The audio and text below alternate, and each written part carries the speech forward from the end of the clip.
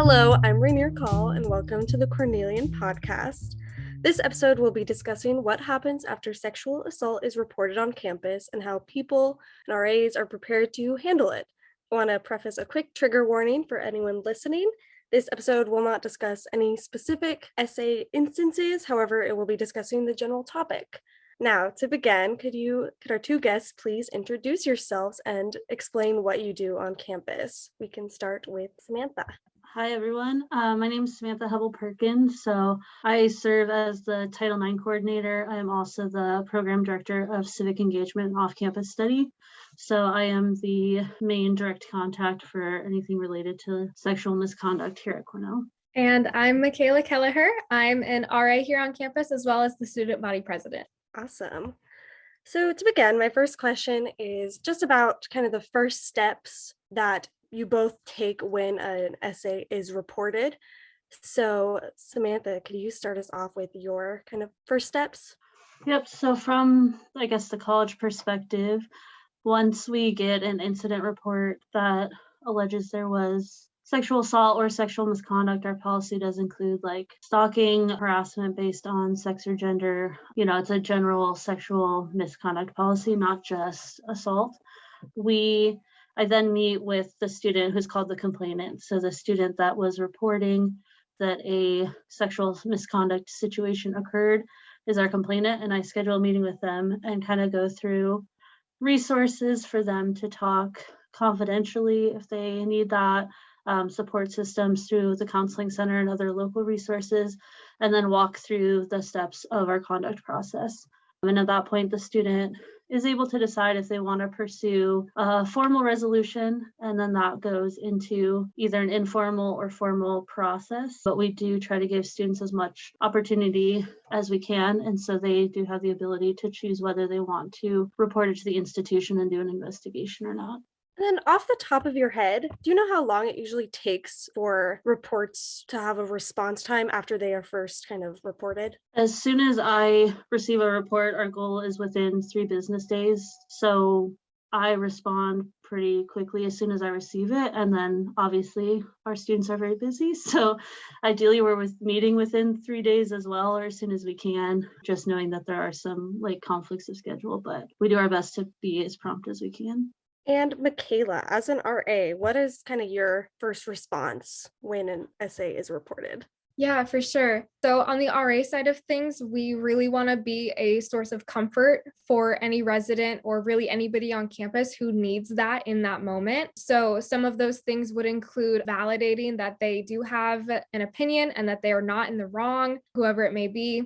And walking them through just some coping mechanisms that we've learned through our training here. And some of that might include breathing techniques, grounding techniques that involve really getting the person to focus on internal breathing and what's happening on the inside and just trying to get them to calm down. So that is something that I've done in the past that has really helped my situations that I've dealt with. And then from there, I am a mandatory reporter. RAs are mandatory reporters on campus. We do have some non-mandatory reporters that are confidential. And as Sam had mentioned, some of those may include the counseling center or even the chaplain. We do have off-campus resources as well. But after I get a case, I will file an incident report. That's what we call on the RA side of things. And that is just describing detailed information on what the student has mentioned, anything that I've noticed personally. So that could be demeanor, attitude, frustration, really anything. I include all of that in the incident report. So that gets sent off to Sam and her team. And that is, then they take it away from there.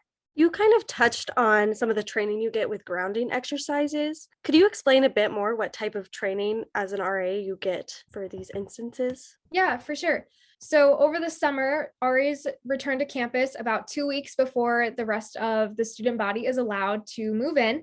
And during that time, we are getting training on all sorts of things, just really anything. And we really try to focus on making sure that the residents come first. So anything that has to do with the comfort of a resident, that's one of the prime focuses that we do. So we've had in the past, I know that she's no longer the Reverend, but Reverend Kathy would come and teach us yoga techniques that included those grounding breathing exercises that I had mentioned. And I've used those personally myself, and they are quite helpful. So I have seen positive results from just breathing with my residents if they are in distress. Other things that we've done have included conversation skills. So trying to get them to talk about anything but the incident at hand, just trying to get them out of that headspace and into an area where we can talk constructively about what's happening if they should choose to do that. And so that way I have a clear effort in my ways of writing the incident report. So that way everything is as clear as it can possibly be. So that way they can get the help that they need as quickly as they can. Awesome.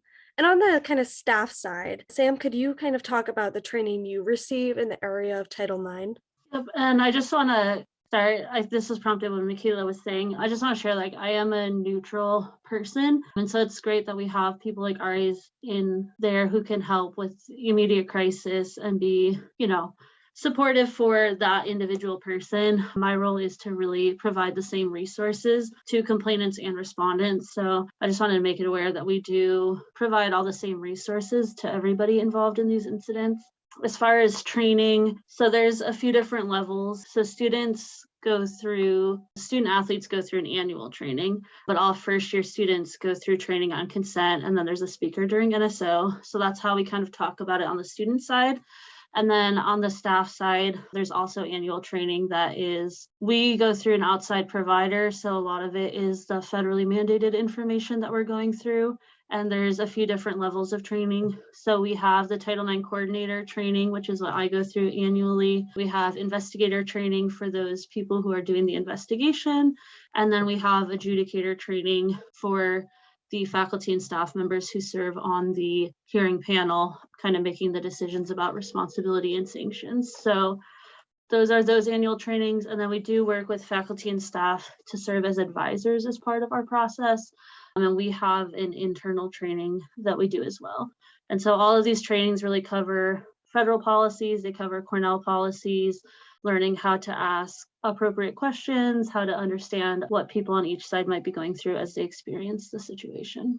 So Michaela, as kind of a student and an RA, a combo, knowing like kind of what trainings are provided to students and having been through those trainings and kind of knowing what resources are available, how safe do you feel on campus? With the guidance that I've received as an RA and knowing that those individuals in the RA position are trained to have that comfort ability to talk with somebody, I would say that I would feel comfortable on campus knowing what I do know as an RA.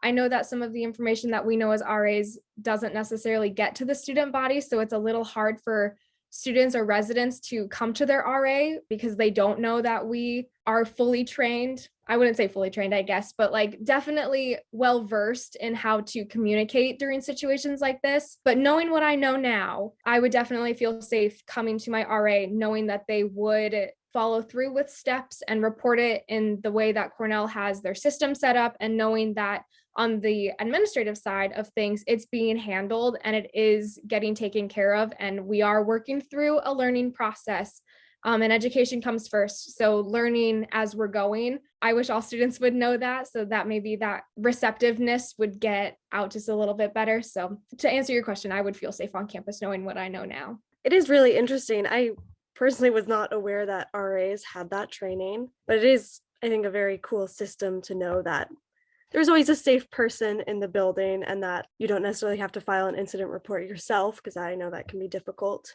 You have somebody that you can go through.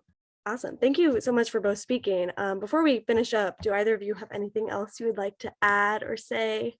I think I'll just add that, there are a lot of resources, and I know it's hard to always get that out to students, as Michaela said. And I think as we continue to learn, we try to do different things so that we can share that information. But if anyone ever has questions, there are resources from RAs, flock leaders, all staff and faculty know what the resources are. And then me as a Title IX coordinator, I can still meet with students, even if you have questions about what the process is or what that looks like. I am a mandatory reporter, but if I don't know, I can speak generals to students who just have questions or might be interested in learning more about what the process or resources are. So just kind of a note to not be afraid to ask questions, and we're here to talk to you and support you however we can. One last thing that I think I would say is, or want the student body to know, is that they're not alone in a situation like this, that we are here if something were to happen, and that we are listening and we do hear what's happening. And that's not the case for some people, then that needs to be a different conversation. But I definitely think it's important for everybody on campus to know that people are trying and that we are here for everybody. Great. Thank you both so much for joining me today. I appreciate it. And if you would like to listen to more episodes of the Cornellian podcast, you can find us on our website, blogs.cornellcollege.edu/Cornellian, or on YouTube, Spotify, Apple Podcasts, anywhere else you may listen to podcasts. And thank you so much for listening. If you are looking for some resources or wanting more information on this topic, head to the website cornellcollege.edu/Title IX, 9 spelled IX, to find that information.